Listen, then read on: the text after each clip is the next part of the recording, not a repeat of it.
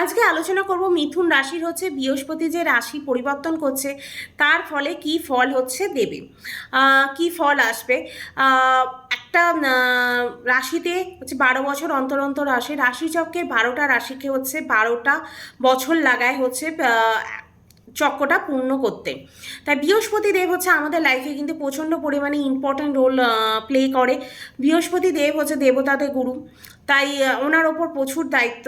যেমন হচ্ছে সন্তানের কারক, বিয়ের কারক, স্বামীর কারক, তা ভাগ্য, তারপর হচ্ছে উচ্চশিক্ষা, আধ্যাত্ম, তারপর এই সবই হচ্ছে নির্ভর করে ধন, তারপর হচ্ছে এই সবই জ্ঞান বা এডুকেশনই তার কেমন থাকবে, এই সবই কিন্তু দায়িত্ব কিন্তু সবই হচ্ছে বৃহস্পতি দেবের ওপর আছে।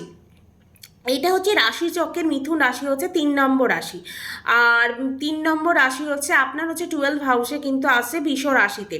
1 মে 2024 থেকে হচ্ছে 14 মে 2025 অবধি, এই হচ্ছে 1 বছর মোটামুটি আপনার হচ্ছে 12 হাউসে থাকবে। তারপর হচ্ছে দৃষ্টি দেবে 4, 6, 8 হাউসে। 12 ঘরে, 70 ঘরে কিন্তু আসছে বৃহস্পতি দেব। কেননা বৃষ রাশিতে হচ্ছে রাশি অধিপতি হচ্ছে শুক্রদেব। শুক্র আর যেমন হচ্ছে দৈত্যদের গুরু, তেমন হচ্ছে বৃহস্পতি দেব হচ্ছে দেবতাদের গুরু। তাই দুজনের হচ্ছে সম্পূর্ণ শত্রু। তাই 70 ঘরে আসছে, তাও কিন্তু মোটামুটি কারকই গ্রহ হবে। তারপর হচ্ছে 12 নম্বর ঘরে আসছে, তাই হচ্ছে বিদেশ, হসপিটালিটি বা খরচা কিন্তু এই টাইমে আপনার বাড়বে। তারপর দৃষ্টি দেবে 4, 6 আর 8 হাউসে। 12 ঘরে কিন্তু সত্তর ঘরে কিন্তু বসবে। 7 আর 10 হাউসের লর্ড হয়ে আপনার কিন্তু 12 হাউসে বসবে। তাই হচ্ছে যারা এমএনসিতে চাকরি করেন তারপর তাদের চাকরি কিন্তু এই টাইমে পরিবর্তন করতে পারে, কাজে পরিবর্তন আসতে পারে। এই টাইমে কোনো রকমই কিন্তু তাড়াহুড়ো করবেন না।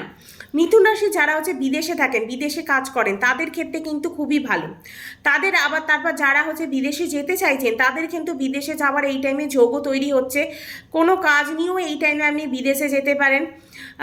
যেখানটা হচ্ছে দৃষ্টি দেবে সেখানটা বিচার কিন্তু করতে হবে যে আদৌ আপনার কি শখে কি আছে, সেটা হচ্ছে সম্পূর্ণ নির্ভর করছে আপনার পুষ্টির ওপর। তারপর 7th লর্ড হচ্ছে আপনার এই টাইমে 12 ঘরে বসার জন্য 7th হাউসের লর্ড হয়ে 12 ঘরে বসবে। তাই শুভ গ্রহ বসলেও এখানে খরচা কিন্তু বাড়াবে। কেননা আপনার এটা হচ্ছে শুভ গ্রহ। শুভ গ্রহ 12 ঘরে বসেছে মানে আপনার খরচা বাড়াবে। এটা যদি কোনো অশুভ গ্রহ বসতো তাহলে কিন্তু আপনার টাকাটা কিন্তু খরচা করতে দিত না, টাকাটা কিন্তু জমাতো। এই হচ্ছে মেন রিজন। আপনার কিন্তু এই টাইমে প্রচুর পরিমাণে খরচা বাড়াবে। ইনভেস্টমেন্ট করাটাই কিন্তু এই টাইমে ভালো। কেননা আপনার তো টাকা বেরিয়ে যাবে, তার থেকে কোনো জায়গায় ইনভেস্টমেন্ট করে যদি রাখেন তাহলে কিন্তু সেটা সঞ্চয়ের পথে যাবে। তারপর 7th লর্ড হয়ে আপনার 12 হাউসে বসবে। ম্যারেড লাইফে কিন্তু এই টাইমে প্রবলেম হতে পারে, ছোট ছোট কথায় কিন্তু এই টাইমে ঝগড়া হতে পারে। তারপর হচ্ছে এই ব্যাপারে একটু খেয়াল রাখতে হবে, একটু জেদ, একটু চিন্তা এই টাইমে কিন্তু বাড়তে পারে। বৈদেশিক মুদ্রা যারা কাজ করেন তাদের জন্য খুব ভালো। 4th হাউসে হচ্ছে গুরু দৃষ্টি দেবে, তার জন্য হচ্ছে এই টাইমে সুখ সুবিধা কিন্তু আপনার বাড়বে। ঘর গাড়ি কিনতে চাইলে এই টাইমে কিনতে পারেন। ভালো কিন্তু এই টাইমে যোগ আসে। নতুন বাড়ির ইন্টেরিয়ার যদি কিছু করাতে পারেন বা বাড়ি ভেঙে নতুন করে করতে চাইছেন, এই টাইমে করতে পারেন। যারা প্রপার্টি ডিলারিংয়ে কাজ করেন তাদের জন্য কিন্তু এই টাইমটা খুব ভালো। 6th হাউসে দৃষ্টি দেবে, তার জন্য রোগ, ঋণ, শত্রু কিন্তু এই টাইমে বাড়তে পারে। অ্যাক্টিভ হয়ে যাবে তারা, কিন্তু সম্পূর্ণ নির্ভর করছে আপনার চার্টের ওপর। আপনার শুক্র শত্রু আপনার শত্রু ইনক্রিজ করবে কি করবে না, বা রোগ বা এইসব বাড়বে কি না, সবই নির্ভর করছে আপনার ছকের ওপর। কেননা আপনার ছকে বৃহস্পতি দেবের পজিশান বা তারা কোন ডিগ্রিতে বসে আছে, লগ্ন কতটা মজবুত, সবই নির্ভর করছে আপনার ছকের ওপর। শত্রু বাড়বে কি, তারা জ্বালাবে বা বাজে কথা রটাবে, এই শত্রু না এইসব যদি সত্য না হয় তাহলে কিন্তু আপনার কোর্ট কাছারি, ঋণ এইসব কিন্তু একটু বেড়ে যাবার, এইসবের দিকে কিন্তু খেয়াল রাখতে হবে।